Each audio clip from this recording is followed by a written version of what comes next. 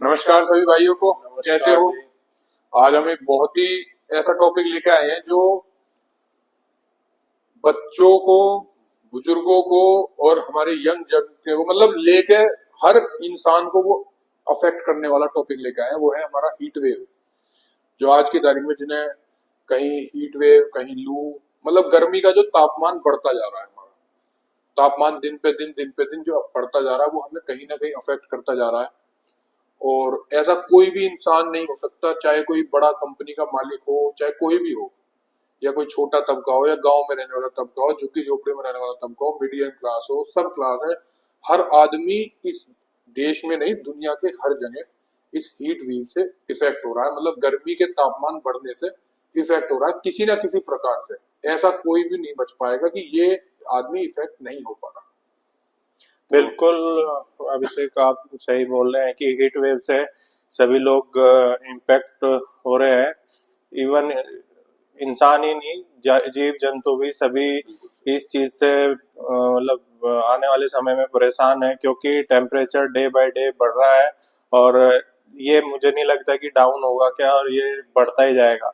इस समस्या का समाधान के लिए हम लोगों को अभी से अवेयर होना चाहिए, क्योंकि ये आने वाले समय में बहुत ही ज़्यादा भयंकर रूप लेने वाला है। क्योंकि टेम्परेचर जो है 45 के अप्रोक्स अगर हम बात करते हैं, तो अमूमन 5 से 6 महीने रहने लगा है। स्टार्ट होता है इधर अप्रैल से, और उधर सितंबर तक टेम्परेचर हाई ही आपको मिलेगा।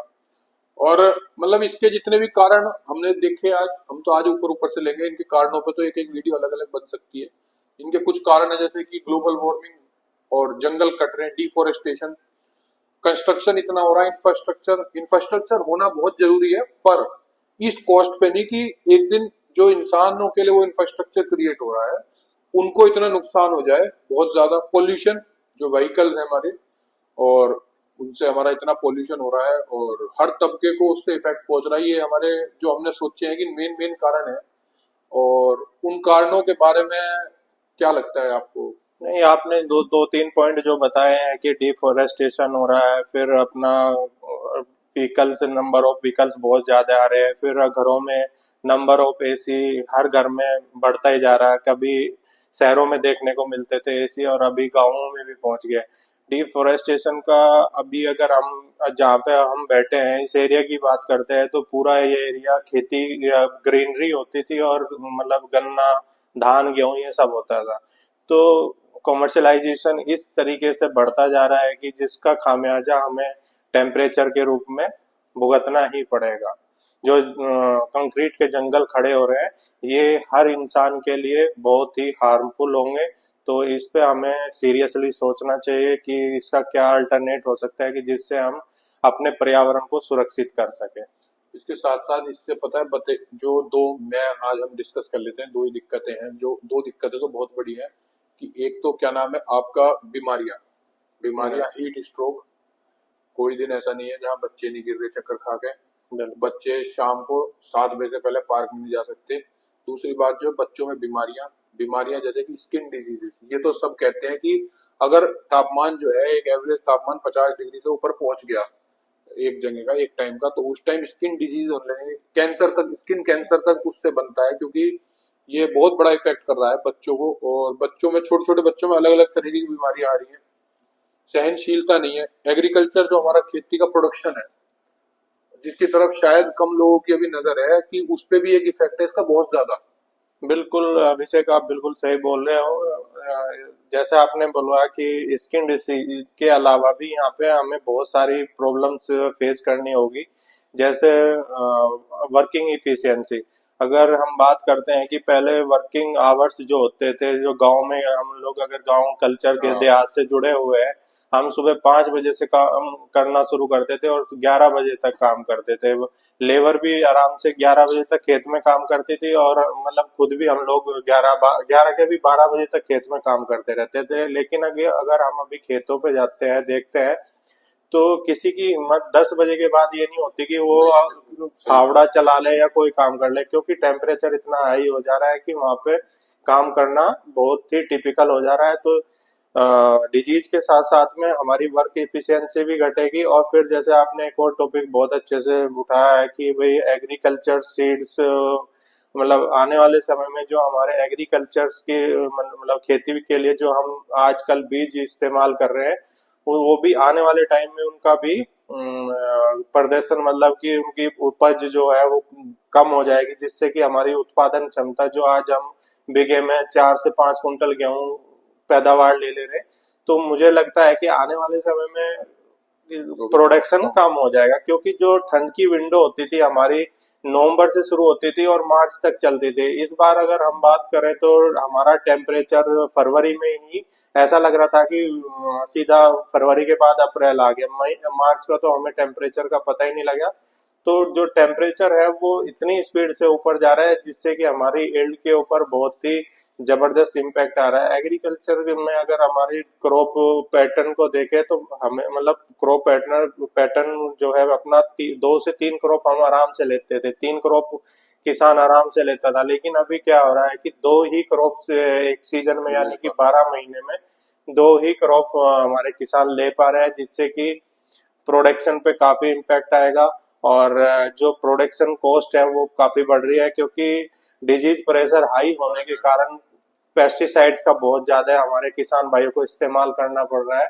तो वो कहीं ना कहीं एग्री प्रोडक्शन कॉस्ट को बढ़ा रहा है और प्रोडक्शन हमारा कम आ रहा है। तो वो कहीं ना कहीं आने वाले समय में बहुत बड़ी और प्रॉब्लम इससे होगी। एक इंसान पे सबसे बड़ी इम्पैक्ट ये पड़ रहा है कि पहले जो बेसिक रिक्वायरमेंट इंसान रखता था कि भाई घर में पंखा हो, अब इंसान को एक बेसिक रिक्वायरमेंट, जो अगर हल्का सा कोई तबका अपने आप को बढ़ाना चाहता है तो उसे एसी, एसी के साथ साथ आपका क्या नाम है फ्रिज का पानी, ठंडा पानी और एसी लगवाने पड़ रहे हैं। और अब इतना बुरी स्थिति पे है कि क्या नाम है, जैसे आप दिल्ली जैसे नोएडा जैसे जगहों पे जहाँ पे फ्लैट सिस्टम है, वहां तो आपको एसी चाहिए ही चाहिए, मतलब बेसिक रिक्वायरमेंट बन गई है, शॉप पे बेसिक रिक्वायरमेंट बन गई बिल्कुल। है एसी के बिना। और दूसरी चीज क्या नाम है, आपको मतलब आपको एक रिक्वायरमेंट ऐसी बना दी है कि वो अब इंक्लूड ही नहीं होती, कि ये तो मतलब जीने का एक तरीका है, मतलब ये पैसा तो आपको खर्चा करना ही पड़ेगा।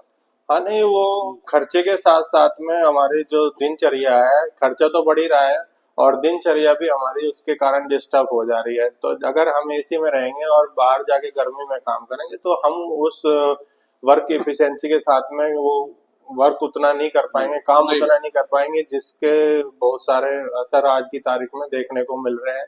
और जो एसी तो बढ़ ही रहा है, एसी के साथ साथ जो हमारी पॉपुलेशन बढ़ रही है, पॉपुलेशन जितनी पॉपुलेशन इंक्रीज हो रही है, नंबर ऑफ एसी और फ्रिज जो आपने बताया और गाड़ियां वो हमारी बढ़ती जा रही है। तो कहीं ना कहीं वो इम्पैक्ट हमारे टेम्परेचर क्लाइमेट पे पड़ रहा है और वो हीट वेव के तौर पे सामने आ रहा है निकल के। फिलहाल इसमें जो मतलब मुझे सॉल्यूशन दिखते हैं कि भाई सरकार का तो एक सरकार तो कोई कोई भी हो, एक इंस्टीट्यूशन जो है उसे तो कुछ सख्तियां बरतनी चाहिए, पर उसके साथ जो पहला सॉल्यूशन दिखता है जो आम नागरिक हर एक आदमी कर सकता है, जिसका ध्यान रख सकता है, कि पहले तो पेड़ काटे ही ना।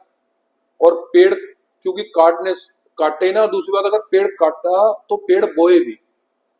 हाँ, एक सिस्टम हमारी गवर्नमेंट को और हमें लोकल अपने लोकेलिटी पे हमें एक सिस्टम बनाना पड़ेगा कि अगर डिफोरेस्टेशन यानी कि पेड़ का कटाव हो रहा है, तो कम से कम जहाँ पे एक पेड़ कटता है तो वहां पे हमें 100 पेड़ लगाने चाहिए। सरकार इस पे कदम भी उठा इनकी रही है, जियो टैगिंग अच्छे से होनी चाहिए कि भाई ये पेड़ का ध्यान रखा जाए कि ये पेड़ उगे। उगे और उसको मतलब हर मंथ केयर की जाए, कि जिससे कि जो गवर्नमेंट इसके ऊपर खर्च कर रही है, हमारी गवर्नमेंट हर साल करोड़ों में प्लांटेशन कर रहे हैं, तो उसका केयरिंग के लिए एक डिपार्टमेंट है हमारा फॉरेस्ट डिपार्टमेंट पर। लेकिन मुझे नहीं लगता कि उसका वो इतनी इफिशियंसी से काम कर रहा नहीं, है कि जिससे कि हमारे नंबर ऑफ प्लांट ज्यादा जीवित रहे और वो जल्दी ग्रोथ करेगी।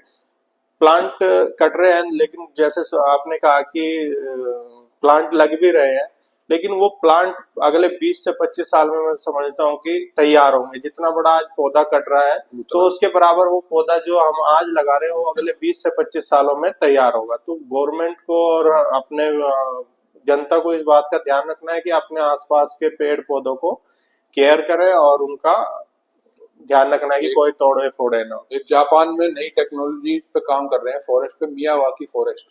मियावाकी फॉरेस्ट में मतलब छोटा छोटा अगर हम समझे तो उसमें क्या है कि कम जगह में ऐसे पौधे लगाए जाएं, ऐसे पेड़ लगाए जाएं, फॉरेस्ट जो ज्यादा ऑक्सीजन भी दें, साफ करें, और दूसरी चीज की क्या नाम है, ज्यादा से ज्यादा फॉरेस्ट को कवर करें, मतलब जरा सी जगह में। तो हैदराबाद है हमारा शहर, उसमें हैदराबाद में वो सरकार ने वो टेक्नोलॉजी वो शुरू करी है। मतलब अगर एक छोटा सा डिवाइडर भी है तो उसमें इतना पेड़ बो दिया जाए, घना कर दिया जाए उसे। हाँ नहीं, इस चीज की बहुत ज्यादा जरूरत है और वहाँ पे मियावाकी टेक्नोलॉजी सक्सेस रही है।